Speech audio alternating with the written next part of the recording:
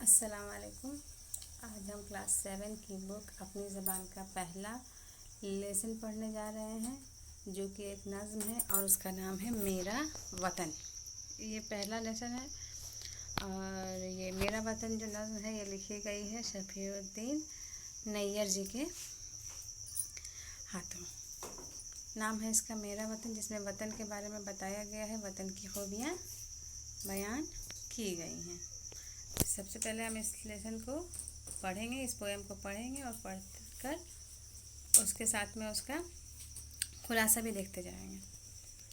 तो शुरू हो रहा है। ये मेरा वतन है, ये मेरा वतन। वो चिड़िया, वो तोता, वो मैना, वो मोर, वो कोयल, वो बुलबुल, वो कुमरी, चकोर, ये परिंदे हैं। परिंदों के नाम दिया गया, परिंदे यानी बर्ड्स।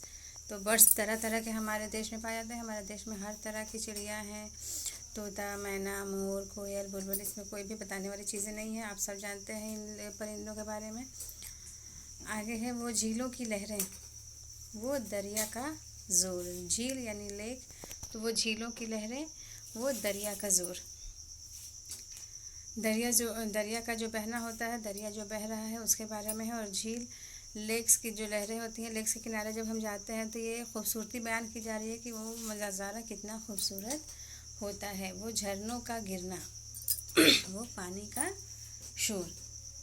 तो झरनों का गिरना जो है वो पहाड़ पर से, जब पानी पहाड़ों से रास्ता बनाकर नीचे की तरफ जब गिरते हैं तो उनका जो उनकी जो आवाज़ होती है, उनका जो रिदम होता है वो बहुत ही दिलकश होता है। तो उसी के बारे में बताया गया है कि वो झरनों का गिरना, वो पानी का शोर। पानी जो होता है वो ऊपर से जब नीचे की तरफ आता है तो उसमें से एक अलग किस्म की आवाज़ आती है जो कि बहुत ही प्यारी लगती है।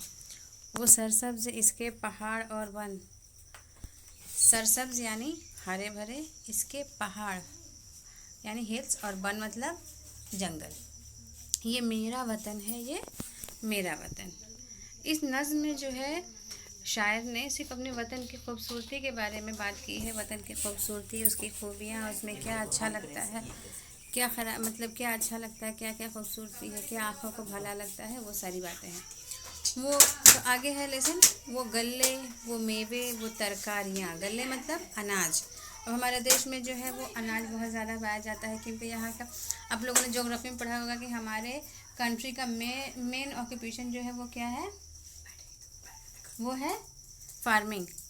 तो खेती बाड़ी जो है हमारे यहाँ का मेन ऑक्यूपेशन है। तो हमारे यहाँ फल फ्रूट, मेवे, सब्जी, फल, तो ये सब बहुत ज़्यादा मिकदार में पाया जाता है, क्योंकि हमारे यहाँ की ज़मीन जो है बहुत ज़्यादा ही उपजाऊ है।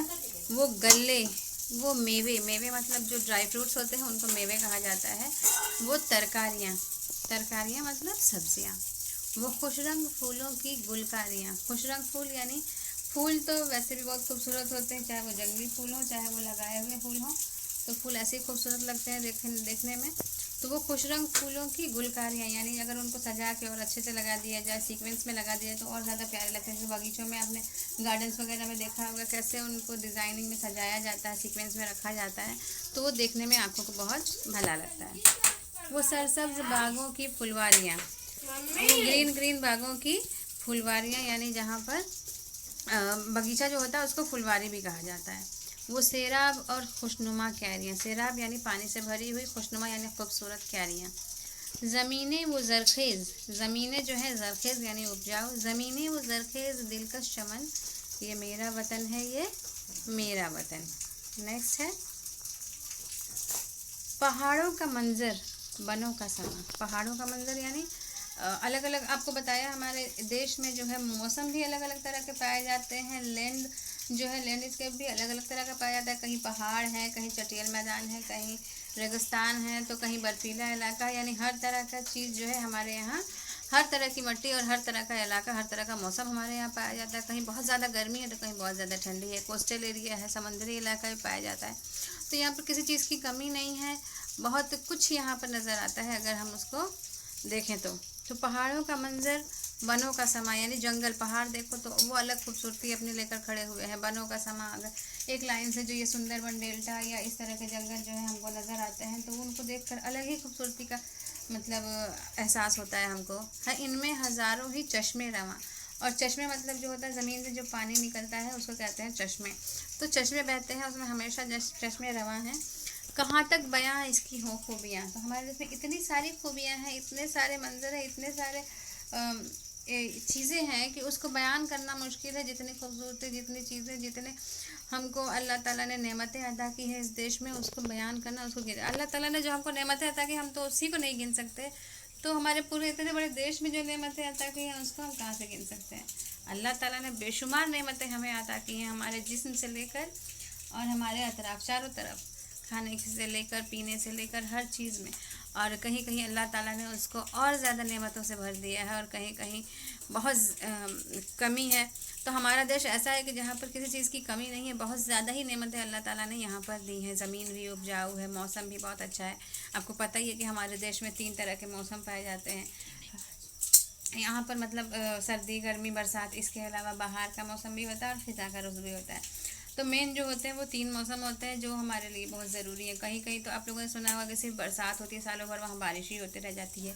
ये ठंड का मौसम है तो सालों भर ठंड ही पड़ती रहती है। गर्मी है तो बहुत ज़्यादा एक्सेस गर्मी होती है। तो ऐसा हमारे साथ कोई दिक्कत नहीं है। हमारे यहाँ मुतदल मौसम पाया जाता है। मुतदल मौसम की वजह से बहुत सारे रंग, तरह तरह के किस्म के मेवे, फ्रूट्स और सब्जियाँ हमारे यहाँ अवेलेबल हैं। ऐसा नहीं है कि हमारे यहाँ हमको किसी चीज़ की कमी नहीं है। जिस चीज़ की कमी है तो वो तो खैर उसकी बात की बातें हैं, वो हम नहीं बात कर रहे हैं यहाँ पर। है फिरदौस का इस चमन पर गुमा। फिरदौस यानी जन्नत। फिरदौस होता है जन्नत, और जन्नत का इस ज़मीन पर गुमा यानी इतनी खूबसूरत ज़मीन है, जब हरियाली होती है तो देखकर लगता है कि ये जन्नत का एक टुकड़ा हो। जैसे आप लोगों ने सुना होगा कि शाहजहाँ जो बादशाह था उसने एक जुमला कहा था कि जन्नत, दुनिया में अगर कहीं जन्नत पाई जाती है तो वो यही है, यही है, यही है। यही का मतलब उसने कहा था, उनका मतलब था कि कश्मीर जो है वो इस दुनिया पर जन्नत का नज़ीर है। जन्नत नज़ीर, और कश्मीर जो है उसको जन्नत नज़ीर बताया गया था। तो इसीलिए यहाँ पर भी कहा गया कि है फिरदौस का इस चमन पर गुमान। जन्नत की तरह हमको गुमान होता है, वहम होता है कि शायद जन्नत, अगर इतनी खूबसूरत ये ज़मीन है तो जन्नत कितनी खूबसूरत होगी, शायद जन्नत भी ऐसी हो या इससे भी खूबसूरत हो। तो ये बाग़ इरम है, ये बाग़ अदन। ये बाग़ इरम यानी जन्नत का बाग है। ये बाग़ अदन यानी जहाँ पे आदम अलैहिस्सलाम रहते थे उसे कहा जाता है बाग़ अदन। ये मेरा वतन है, ये मेरा वतन। तो यहाँ पर हमारी पोएम ख़त्म हो गई है और इस पोएम में जो है सिर्फ वतन की खूबियाँ बयान की गई थी। हमारे वतन में क्या क्या पाया जाता है उसके बारे में शफ़ीउद्दीन नैयर साहब ने अपनी नज़म जो लिखी हुई है नज़म जो होती है वो किसी ख़ास एक टॉपिक को लेके उसी पर लिखी जाती है। जैसे माँ पर नज़म लिखी गई, वतन पर नज़म लिखी गई, किसी परिंदे पर नज़म लिखी गई।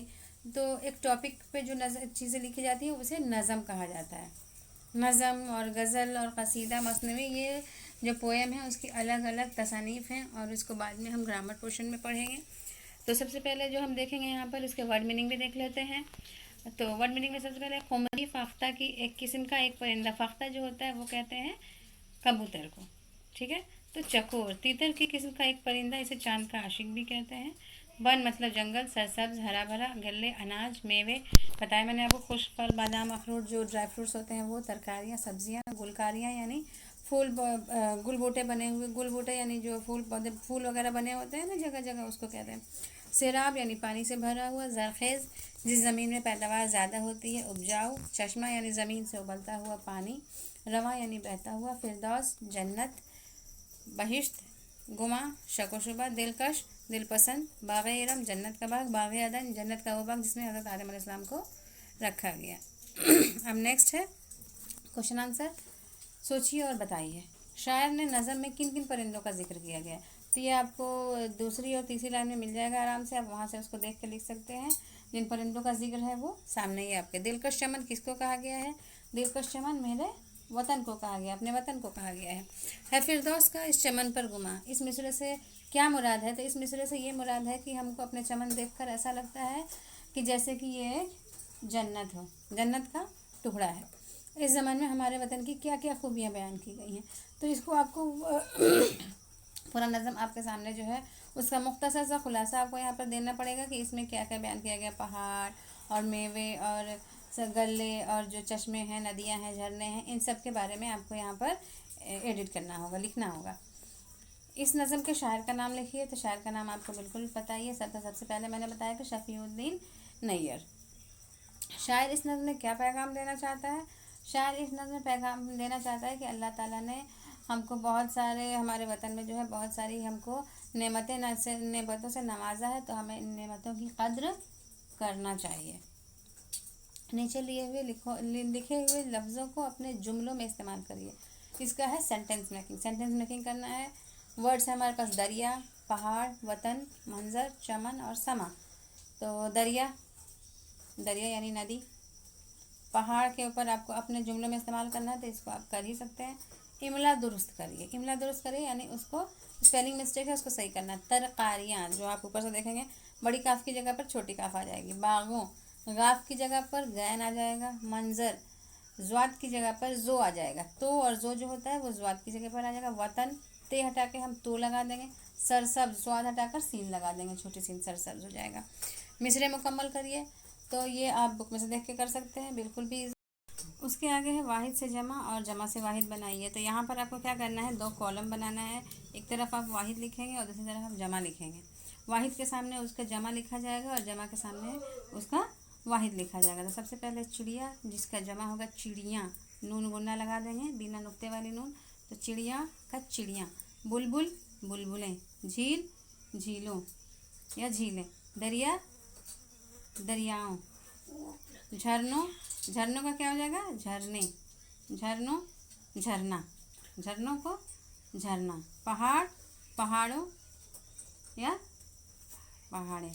मेवे, मेवा। ये छोटी बड़ी एक ही जगह पे हे लग जाएगा, गोल वाला ऐसे। मेवा, मेवा।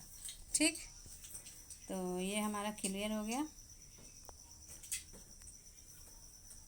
तरकारियाँ, तो इसका वाहिद होगा तरकारी। बाग, बागों। फुलवारी, फुलवारियाँ। तो इसका क्या होगा, फुलवारियाँ,